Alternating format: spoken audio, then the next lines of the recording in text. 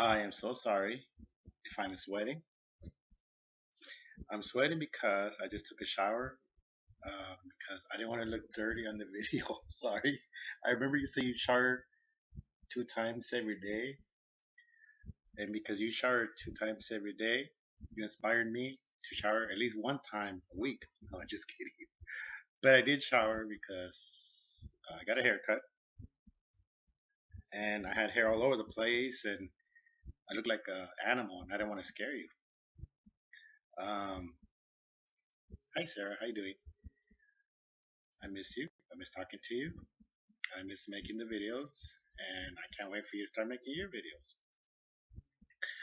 So I promise you a joke. Okay, here's a joke. I'm gonna tell you this joke, but shh, it's a secret between you and me. You cannot tell nobody. Okay? Do you like the way I move my finger? That's cool, huh?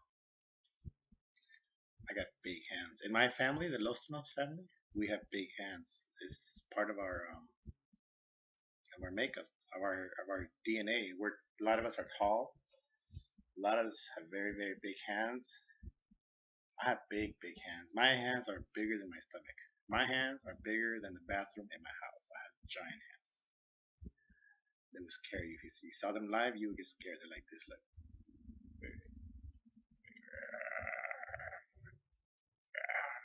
See those hands? Look at that. Oh my gosh. Anyways, so a joke. This is a secret between you and me, okay? Okay. Here's the joke. Do you know?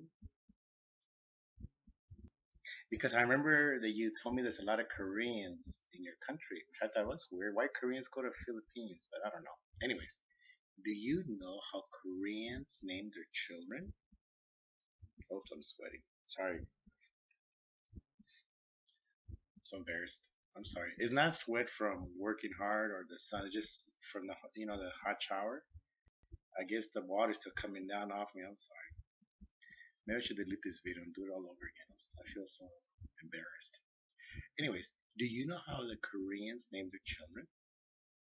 You don't. Okay, I'll tell you how. They get some coins, like money coins. They put them in a pot, like a frying pan, and then they flip the pan up with the coins, and whatever make noise that makes, that's what they name their children. So it goes, they toss the coins in the pot, and it goes, cling. They'll name their son Kling, or clink clong. They'll name their daughter clink clong. Whatever, clink clong, whatever noise it makes, the coins, that's what they name their children.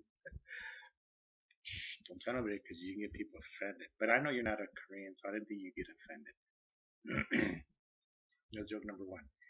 Now I want to tell you a true story about me, okay?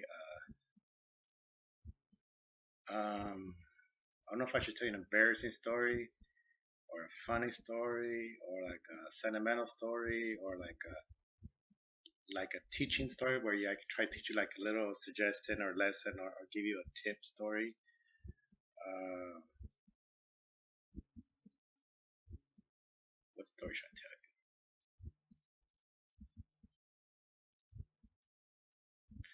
you? I know what story I'm going to tell you. I am going to tell you the story about how I met my wife. It's kind of like part two to. Do you remember I sent you a video about when I was about your age? I was really depressed and I was in a car crying and it was raining and there was no cell phone. I couldn't call home. My car got stranded. It broke down and I I was in a really dark place in my life. One of the reasons I didn't tell you this, but one of the reasons I was in a dark place is because not just for that night, but in that time period, because I had a broken heart. I had a I had a bad experience. I had a few girlfriends before I met my wife. Not a lot. I had about maybe I don't know, maybe 7 or 8 girlfriends, but that's it. I mean, I didn't have like 20, 30, 40, 50 girlfriends. Nothing. No, just 7 or 8 that I remember, just 7 or 8. But anyways, there was one girlfriend I had. She was so beautiful. Her name was Patty. Um, she was like you because she was just so beautiful. She was like really pretty. And when I was her boyfriend, I remember thinking to myself, I was so privileged. Like, wow, my girlfriend's so beautiful. I'm so happy to have such a pretty girlfriend. Her name was Patty. But her beauty was only on the outside, but the inside, she was not beautiful. You, Mija, you're beautiful on the outside and the inside, which I think is really cool. Just like me. Not just kidding. But she was really beautiful. And she had a baby daughter. Yeah, she had a daughter. Wait, hold on a second. My sister-in-law was calling me, but I just hung up on her. Anyways, she had a daughter, and well, we were dating. But one day she did something that really broke my heart because I really liked her a lot. I really thought that we were going to get married. I thought that I have very strong feelings for her, but she didn't have those strong feelings back for me. And what happened is one day I found out that she was seeing another guy behind my back. So while me and her were dating, she had another like boyfriend behind my back. I was like, what? No way. Uh, I asked her about it. She said, no, that's not true. She denied it. Unfortunately, it turned out that it was true. I found out later on that it was true. I found them. I saw them together. It broke my heart like crazy. She was the prettiest girl I had ever seen in my life, but I was dumb in those days. I was just looking at the outside, not the inside. She was pretty outside, but not inside. You're pretty in both. I was crying. In those days, I was really depressed, and I just felt terrible because my girlfriend went and go get another boyfriend behind my back. And then, so we broke up. Naturally, we broke up. Then, like a few weeks later, maybe 3, 4, 5 months later, less than half a year later, she comes to me to my job. She came visit me in my job. She said, Joaquin, how you doing? I go, oh, hi, Patty. I was all confused. I was barely starting to get over her, and now she comes visits me. And I was fine. I was kind of confused. I was thinking, why is she visiting me? She has another boyfriend. She shouldn't be here. But she said, hi, Joaquin, how you doing? And I said, oh, how about yourself? Then she started crying. She started crying about telling me about some problems she had, and I forgot exactly what the problems were, but she started crying. And then she started telling me I should never have left you. That's what she told me. She should never have left me. She said I should have stayed with you. You're the right man. I'm so sorry. I wish I never did. I wish we were still together. Blah blah blah. So I got all happy inside my heart because I said yes, she wants to come back to me because she was just so beautiful. She was like oh my gosh, she was like gorgeous, right? Not as pretty as you though. Not as pretty as you. But so I said I held her hand. I said, okay. I said, don't cry, honey. It's okay. And we got back together again. So we're dating again. Okay, we're dating again. All right. A few weeks later, she does it to me again. She gets another boyfriend behind my back. She two-timed on me twice. It broke my heart again. I was like so depressed. So we broke up again. I was so depressed. Um, so we broke up, and I promised myself I would. I told myself I would never get another girlfriend again for the rest of my life. I wasn't going to turn gay. I was just tired of girls because it wasn't just Patty, but a couple other girls before kind of like broke my heart too a little bit, but not as bad as Patty. So I told myself, I promised myself I would never get another girlfriend again for the rest of my life. And I for a long time I didn't. I After I broke up with Patty, it was more than 1 year before I met my wife, maybe a year and a half. And I never wanted to give another girl a chance because my heart was broken, and it took a long time to heal. And I think that's part of the way God does things. I think that God will send us your perfect husband or your perfect wife when you're ready. And if your heart is still 100%, if it's not 100% healed, if it's not emotionally ready to get involved in a relationship, I don't think God will send somebody because you're not ready for it. You cannot give somebody half a heart or a broken heart. You're not going to be able to trust them, give them full love because you're hurting so much. You need to recover. And I took me about a year and a half, and in that year and a half, I stopped talking to girls. I stopped flirting with girls. I stopped going out and trying to pick up on girls. I just said, forget it. It's not worth it. I don't want another girlfriend. I don't. This feeling is not worth it. I don't want my heart broken again. And it was like in those days when I had that night at Jack in the Box, my car broke down. That I was still feeling all that pain of being so brokenhearted and betrayed. Because I gave her all my heart. I gave my best in that relationship. I thought I did okay. I was faithful to her, to Patty, and she not only broke my heart once, she broke my heart twice.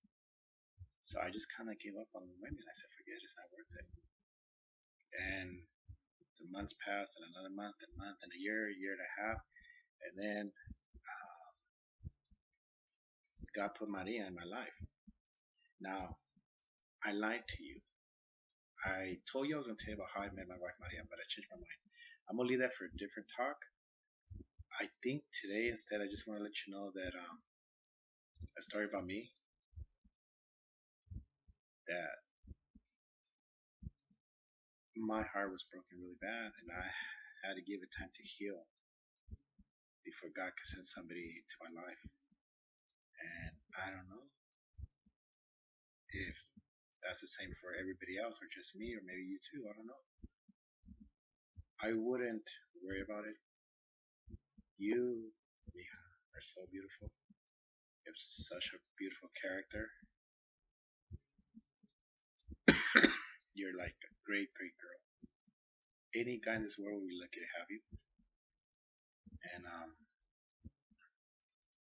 sure when the right time comes, God will send your perfect Adam. When I was a youth pastor, I used to tell the kids Adam and Eve, God, man and woman. And I used to tell the girls, God's going to send your perfect Adam at his time, not your time. I would tell the boys, God's going to send your perfect Eve, your perfect woman, the one he has for you at his time, at God's time, not your time. And that's what I believe. I believe God has one special man for you. I don't know who he is. I don't know where he's at. I was so sweet. I almost cried when he said to me, one night you told me, well, to me it's night, to you it's day, but you told me one night, you hope to find a man with my heart, that heart like mine, and that was very sweet. It touched my heart a lot. I think that's the desire of every father is for their daughters to find a man who has the same heart as the father. I know that's my desire at least. And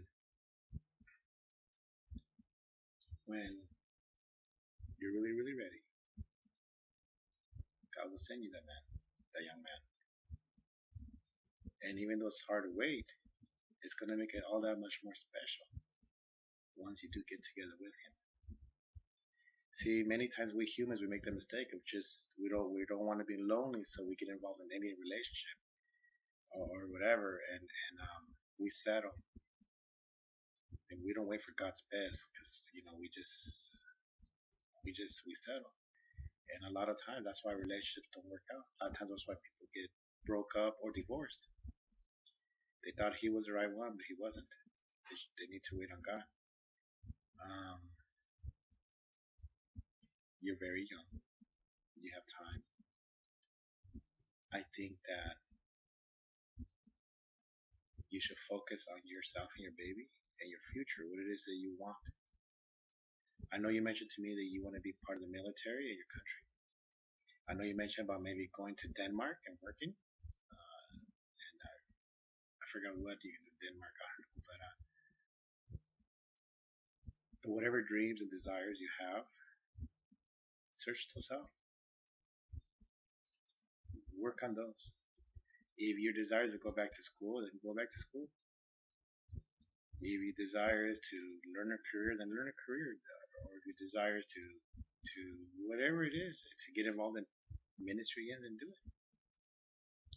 Follow your heart. And when you follow your heart, it's like follow your heart. And these days, when you follow your heart, the young man's following his heart, and you guys are gonna get close to each other. You can get to know each other, and he will be the right man because God will open the doors. I'm sorry, I don't know why I told you all this. Sometimes I just talk, words come out, I don't know why. But that's what's in my heart right now to tell you. Sorry for lying to you. I didn't tell you how I met my wife. I just tell you the before I met my wife's story. It's kind of like part two to the other story that I told you the other day about my car broke down. Which, by the way, is that story I don't tell to many people. Very, very few people know that story. Even though I was a youth pastor, very few kids know that story. The ones who were my kids, my students. That's very personal. It's very, to me, it was a very important time in my life. And it was like a turning point in my life. That night in the car, in that rainy, cold night, when I was all left alone, and I felt useless, worthless, like I wasn't going nowhere. Deep down in my heart, in my spirit, I just felt God's voice saying, I have a plan for you. And that's it. I have a plan for you. That's all. He didn't say, this is my plan. It wasn't no giant sounds. Angels didn't come out. It was just something really quiet, really soft out of my spirit. I heard God tell me, I have a plan for you. And that's all. And really, God has a plan for you, Mijo. I don't know what it is. You have to keep praying, seeking God first every day.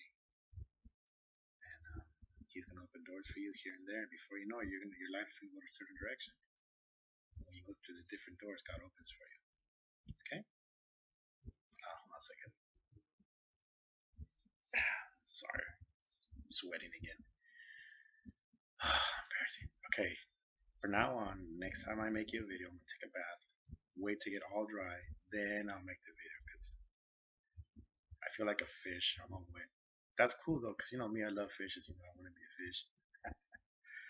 Okay, sweetie, sorry for boring you for so long. It's almost 20 minutes of talk. I love you so much. You are so special. And if I never get the honor of meeting you here on earth, when we get to heaven, I'm going to fly to your mansion with my wings, and I'm going to knock on your door. I'll give you a big, giant hug, and go flying with you one day up in heaven, okay? Maybe sooner, maybe, who knows what happens in the future, right? Okay, sweetie. Have a good day. And I love you, I miss you, and I think you're awesome. Bye. Wait. Okay, I forgot to stop this. Oops.